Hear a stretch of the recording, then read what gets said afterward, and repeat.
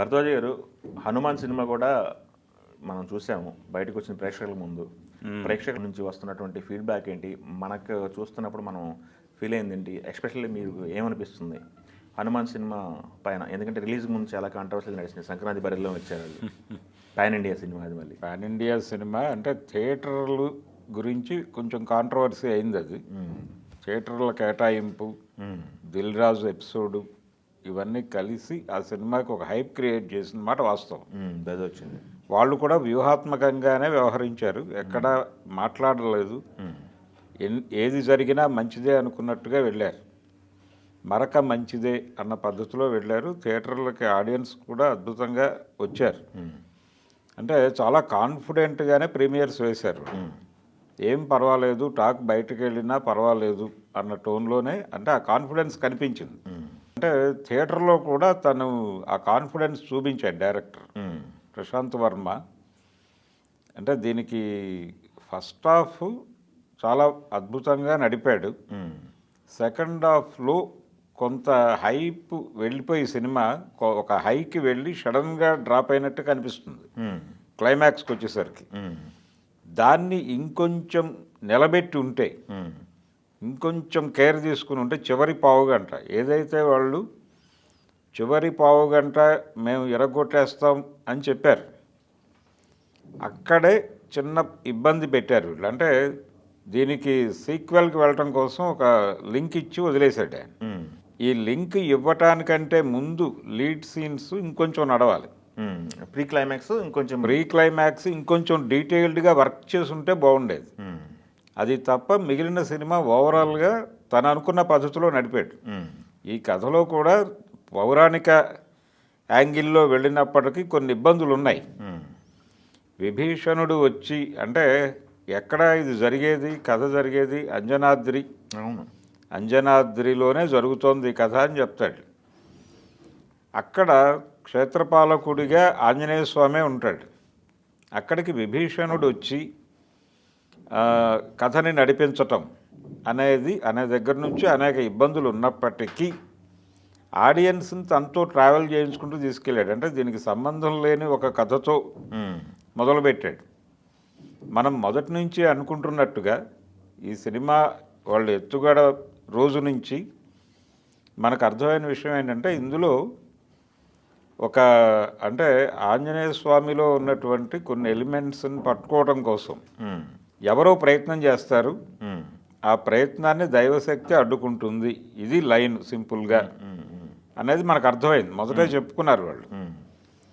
అదే లైన్లో నడిచింది సినిమా. ఇంకొంచెం అంటే విలన్ క్యారెక్టర్ని కూడా ఇంకొంచెం డీటెయిల్డ్గా వర్క్ చేసి ఉండొచ్చు. అది కూడా సెకండ్ హాఫ్కి చాలా హెల్ప్ అయి ఉండేది. అతని క్యారెక్టర్ని ఇంకొంచెం, అంటే ఫస్ట్ హాఫ్లోనే అతని క్యారెక్టర్ని ఇంకొంచెం ఎస్టాబ్లిష్ చేసి, దీనికి ఎలాగూ సీక్వెల్కి వెళ్ళాలనుకున్నారు కాబట్టి దాని మీద నిలబెట్టి ఉంటే సినిమాని, ఇది డెఫినెట్గా పెద్ద రేంజ్కి వెళ్ళే సినిమానే. ఆల్రెడీ టాక్ బాగుంది దీనికి. నార్త్లో బాగానే ఉంది కొంత. అంటే సౌత్లో ఈ పౌరాణిక రెఫరెన్సెస్ ఎక్కువ చూసుండటం వలన కొంచెం ఇబ్బందికరంగా అనిపించినప్పటికీ ఫస్ట్ హాఫ్ బాగుంది. సెకండ్ హాఫ్లో క్లైమాక్స్కి సంబంధించి కొంచెం చిన్న అసంతృప్తి కనిపించింది. ఓకే, ఆ అసంతృప్తి తప్ప మిగిలిన సినిమా అంతా బాగానే నడిపాడు ఆయన. పైగా టార్గెట్ పిల్లలు అని డిసైడ్ అయ్యాడు అతను. ఆ ఏరియాలో నిలబెట్టగలిగాడు సినిమాని. రెండోది, ఆ కోతి క్యారెక్టర్కి రవితేజతో వాయిస్ ఓవర్ చెప్పించడం. అవును, దీనికి ఒక రకంగా రాజమౌళి ఇన్స్పిరేషను. గతంలో ఆయన అలాంటి ప్రయోగం చేశాడు రవితేజతో, అదే తను చేశాడు. అవును, మర్యాద రామంలో సైకిల్ వాయిస్ చెప్పించాడు, సైకిల్కి వాయిస్ చెప్పించాడు. దాన్ని పట్టుకున్నాడు ఈయన. పట్టుకొని తన కథలోకి లాక్కొచ్చాడు దాన్ని. అది బాగా వర్కౌట్ అయింది. రెండోది, ఈ సినిమాలో చిరంజీవి కనిపించబోతున్నాడు అని ఒక ప్రచారం జరిగింది బయట.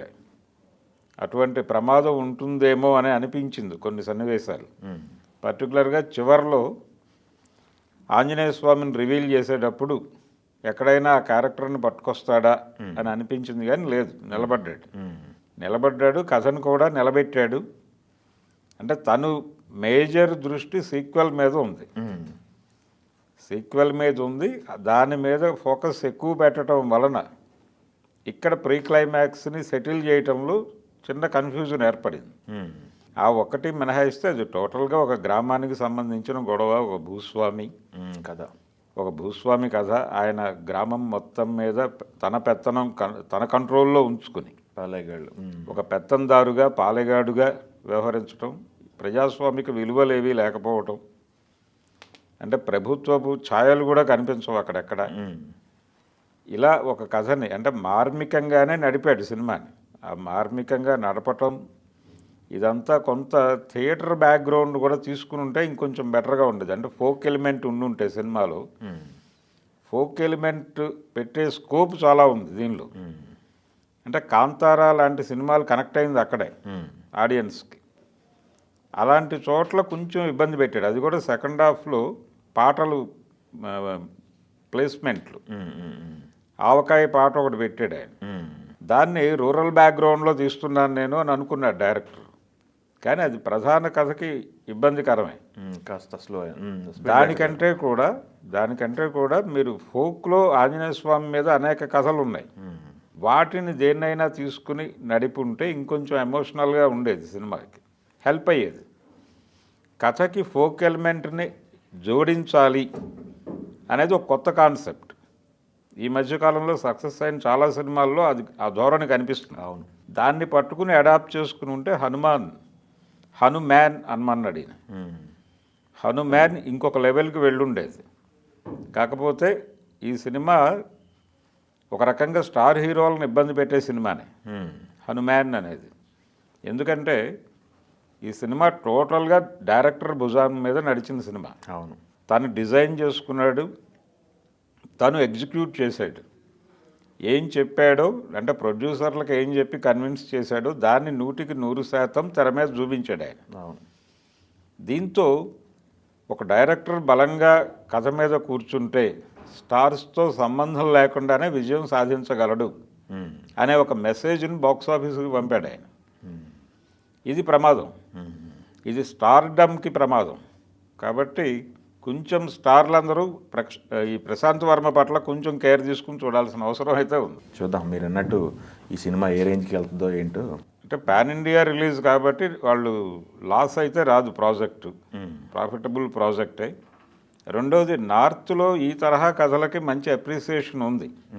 గతంలో కూడా చూసాం మనం.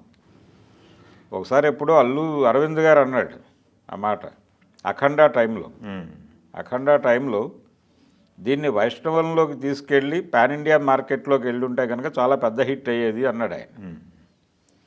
అది ఈ సినిమాతో వర్కౌట్ అవుతుంది, ఇలాంటి సినిమాలతో. అది ఆల్రెడీ కార్తికేయ 2 ప్రూవ్ చేసింది. ప్రూవ్ చేసింది. ఇప్పుడు ఈ సినిమా కూడా ఇంకోసారి ప్రూవ్ చేయబోతోంది. కాబట్టి ఈ ఆంజనేయ స్వామి నేపథ్యము, శ్రీరాముడి నేపథ్యము తీసుకొని నడపడం, పైగా ఇది టైమ్లీ మూవీ కూడా. రేపు 22వ తారీఖు ఆలయ ప్రవేశం ఉంది, ప్రాణప్రతిష్ఠ ఉంది. కాబట్టి ఈ మూడ్లో ఈ సినిమా నడిచిపోతుంది. ఈ మూడుకి తగ్గ సినిమా ఇది. కాబట్టి వర్కౌట్ అవుతుంది. అటు ఎన్నికలకి, ఇటు అయోధ్యకి, అన్నిటికీ లింక్ అయ్యే కథ ఇది. కొంచెం రాజకీయాలు కూడా మాట్లాడారు సినిమాలో, అది కూడా వర్కౌట్ అవుతుంది.